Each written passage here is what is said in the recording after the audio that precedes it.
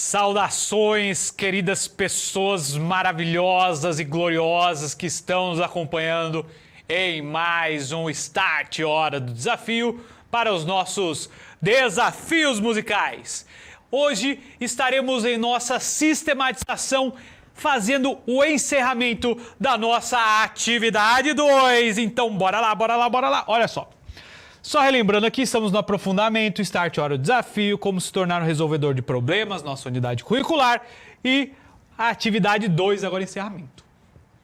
Lembrando aqui os nossos eixos estruturantes, investigação científica e processos criativos, e as nossas duas habilidades companheiras de sempre, compreender e analisar os processos de produção e circulação de discurso, além de analisar o funcionamento das linguagens para interpretar e produzir criticamente discursos, ou seja, nosso elemento fundamental aqui da aula é o discurso.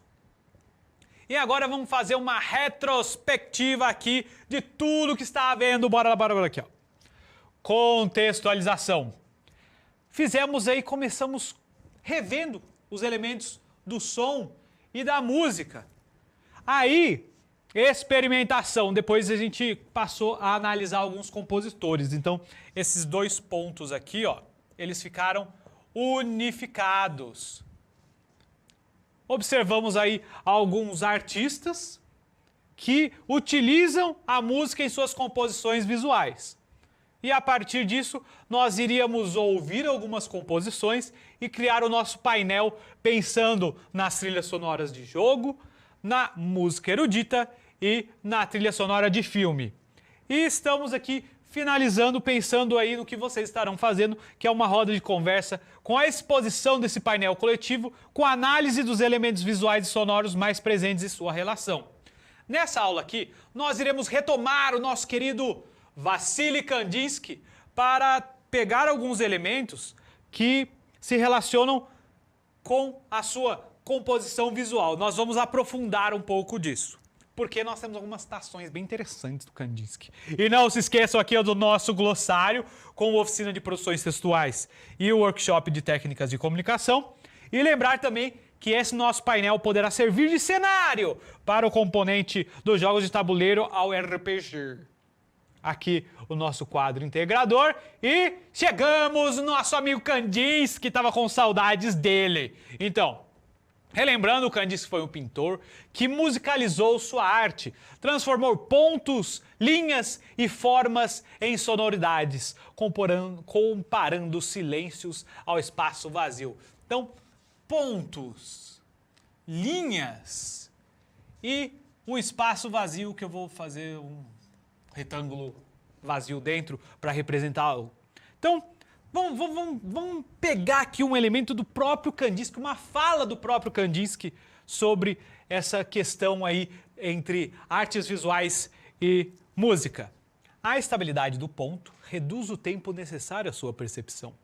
Ele corresponde à breve percussão do tambor ou do triângulo da música, as bicadas secas do pica-pau na natureza. Então, o que o Kandinsky está falando aqui? Ele está relacionando o ponto a um tipo de som que seria um som de duração curta, certo? Então, a gente tem esse ponto como algo semelhante a um som aqui. Eu vou pegar essa gaita e vou percutir o som nela. Então, seria isso aqui, ó. Esse é um som de curta duração. Ele dura apenas um instante e, se a gente for parar a pensar, o ponto é o menor elemento dentro de uma composição visual. Assim como esse tipo de som curto e percussivo também é o menor elemento dentro de uma composição sonora. Vamos dar uma olhada nessa obra aqui. Essa obra aqui é a Fuga.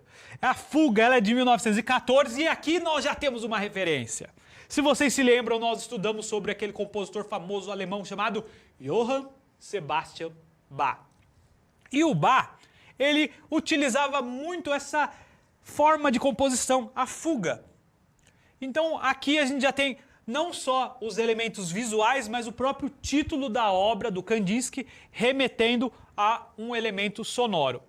E bom, vamos dar uma observada aqui. Eu já consigo ver de cara diversos pontos que compõem essa obra chamada Fuga. É uma obra bastante colorida, com cores explodindo em nosso rosto, tendo uma grande mistura. E outro ponto interessante, não é uma obra nem um pouco figurativa. Você não consegue olhar aqui e enxergar elementos e falar assim, ah, o Kandinsky tentou pintar um cavalo correndo no campo. Não, na verdade isso é uma explosão de formas e cores que estão fazendo um sentido dentro da expressividade do próprio Kandinsky, do abstracionismo. Então nós estamos vendo alguns pontos aqui e a partir desses pontos nós conseguimos imaginar ideias sonoras dentro da obra do Kandinsky. Perfeito, sigamos! Outra coisa aqui, ó. Elementos sonoros acabam por filiar-se aos seus correspondentes visuais. Lembra aqui dos elementos constitutivos da música que nós revimos no começo de nossa atividade? Nós temos a altura, nós temos a densidade e nós temos o timbre. E, por exemplo, eles podem alçar representatividade em formas e linhas que os transportem para além da simbologia da partitura. Vamos lá, vamos ver mais um exemplo do Kandinsky, mais uma fala dele. Os graus de intensidade do pianíssimo, que seria o som bastante fraco, ao fortíssimo, que como o nome sugere é o som bastante forte, podem encontrar seu equivalente no crescimento ou decrescimento da linha, ou então em seu grau de clareza. A partir dessa obra que nós temos ao lado, nós vamos exemplificar essa fala do Kandinsky. Então nós temos um círculo bastante escuro em suas bordas, mas que vai tendo uma intensidade de cor mais fraca até o centro, porém com o centro bem escuro. A partir disso, nós podemos pensar na fala do Kandinsky com relação à intensidade sonora. Então, a borda aqui teria o som mais forte, ele vai ficando mais suave e fica forte de novo ao centro. Outro exemplo seria esse retângulo vermelho também na obra do Kandinsky. Ele começa com uma ponta até mais escura e vai chegando a uma base mais clara.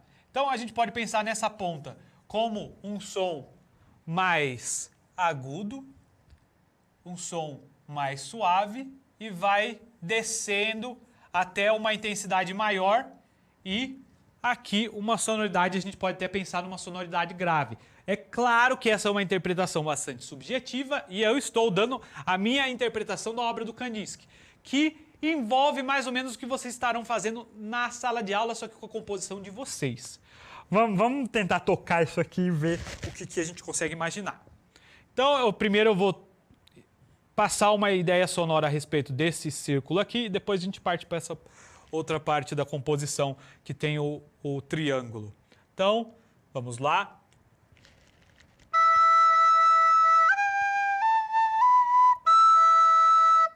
Então, eu pensei numa sonoridade mais forte, que vai ficando mais suave e depois fica forte de novo, como se fosse o centro do círculo. E aqui, no triângulo, desculpa, nós temos alguma coisa que eu vou imaginar aqui.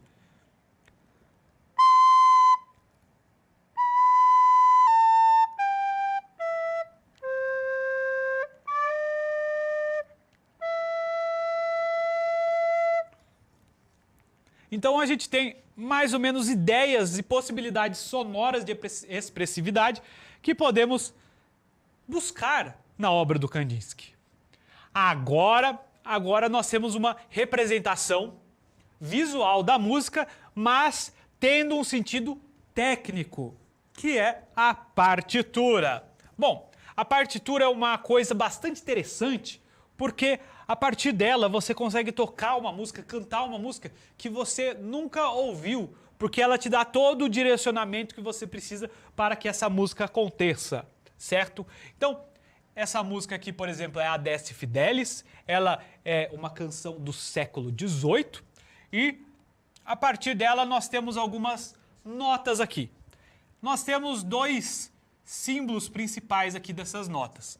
Essas bolinhas preenchidas, elas representam notas tocadas em um determinado tempo, um tempo mais curto. E essas notas aqui com as bolinhas não preenchidas, elas representam notas que têm um tempo, uma duração mais longa. E em cada espaço que essas bolinhas estiverem, representa uma nota diferente. Então, cada espaço, a bolinha estando numa linha ou em um desses espaços entre as linhas, está representando uma nota diferente. E aqui nós temos uma coisa bastante interessante.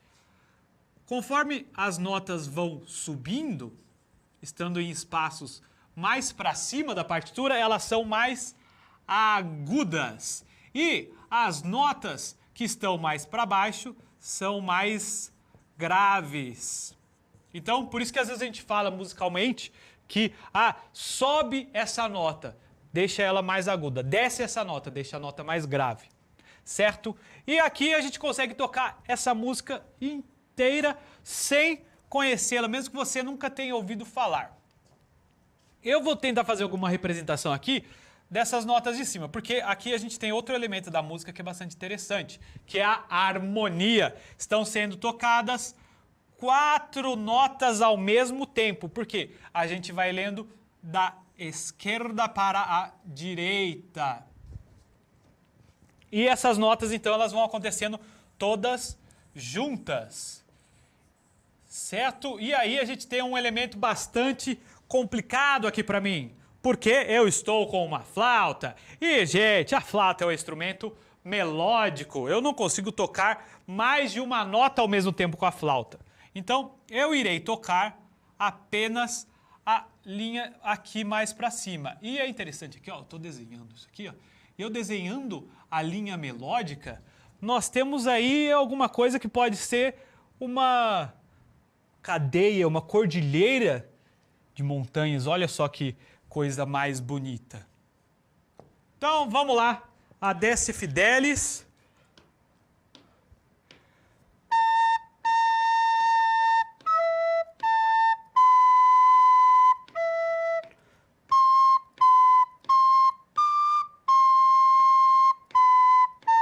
Então, eu toquei essa linha de cima. Eu preferi porque a melodia de baixo aqui, ela vai ter muita repetição de nota.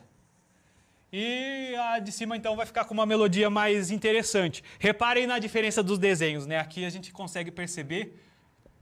Opa, pulei uma nota aqui. A gente consegue perceber a diferença dos desenhos da melodia e os saltos que essa melodia faz entre uma nota mais perto e uma nota mais distante da outra, certo? Então, tá aqui a Desce Fidelis. Então percebam que até a partir da partitura a gente consegue criar algumas ideias visuais. Mas vamos seguir com a Inner Alliance do Kandinsky também. E aqui nós temos uma obra que pode ser dividida em 2 partes.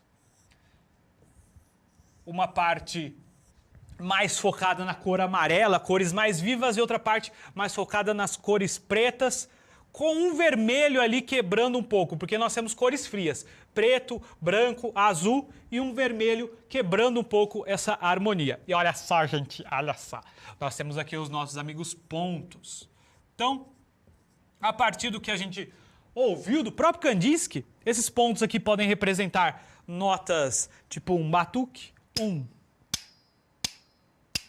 Só que esse ponto aqui é um círculo, então a gente pode imaginar uma maior intensidade, talvez.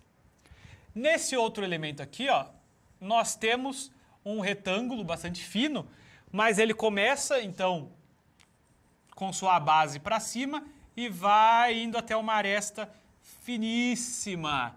Isso já passa outra ideia sonora, que tem a ver com um som mais intenso que vai ficando menos intenso, mais fraco.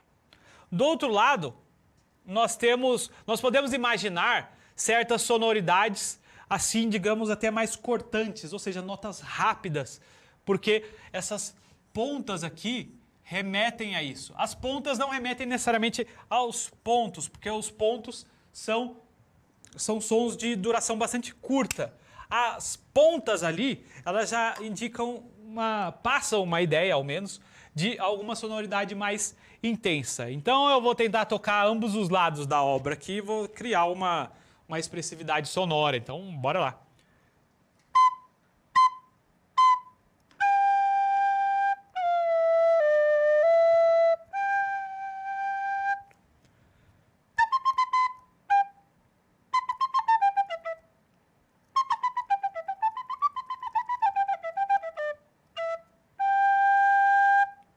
Então, a primeira parte deu uma pausa, toquei isso aqui, e depois na outra parte dei uma pausa, toquei a segunda parte do quadro, que tem as cores mais escuras. Sigamos aqui, ó. Então aqui a gente já viu, né?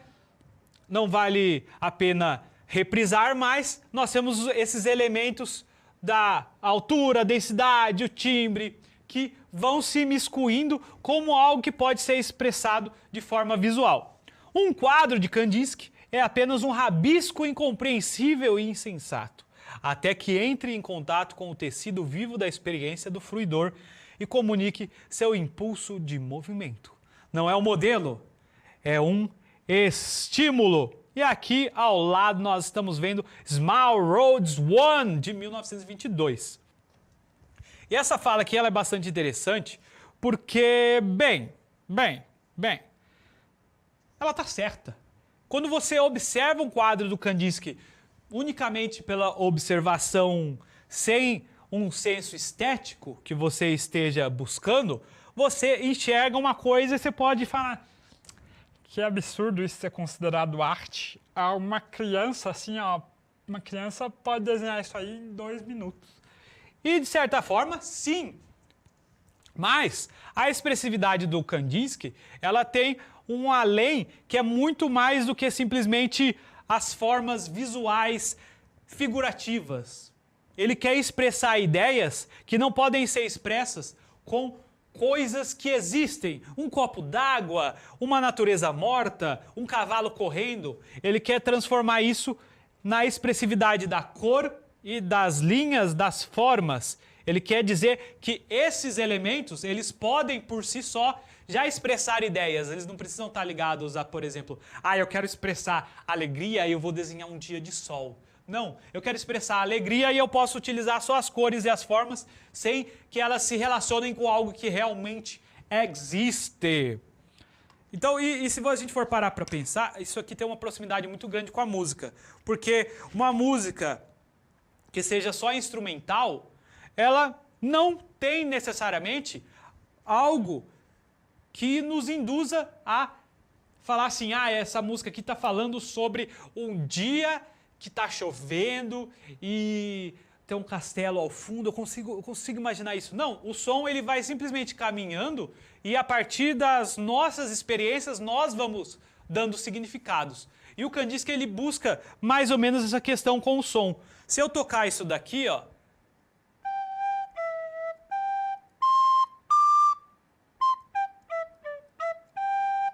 isso aqui por si só não tem significado algum. São as nossas experiências e a nossa capacidade de interpretação sonora que vai dar significado.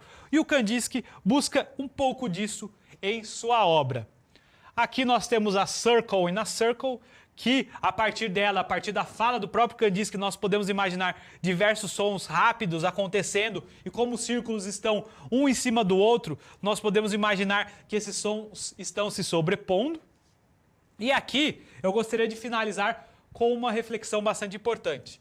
O Kandinsky diz: eu não quero pintar música. Então a gente não pode observar as obras do Kandinsky simplesmente como partituras visuais, mas como elementos visuais que se relacionam com a música. Então, pessoal, agradeço que vocês estejam conosco aqui, mas nós temos que finalizar a aula para irmos para a nossa interação e nós continuamos um pouco de nossa discussão. Então, espero vocês na interação e muito obrigado!